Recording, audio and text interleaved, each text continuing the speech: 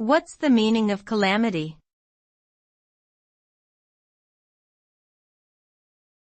Calamity.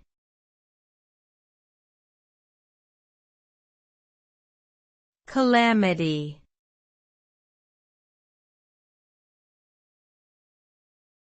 Calamity.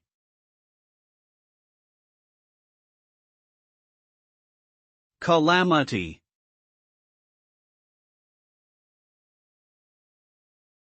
The word calamity refers to an event that causes great damage, distress, or disaster.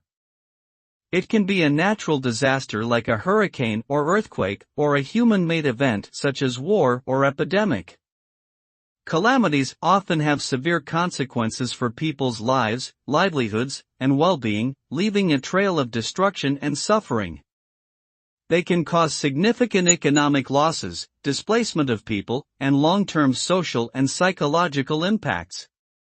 In short, a calamity is a catastrophic event that can have far-reaching repercussions on individuals, communities, and the world at large.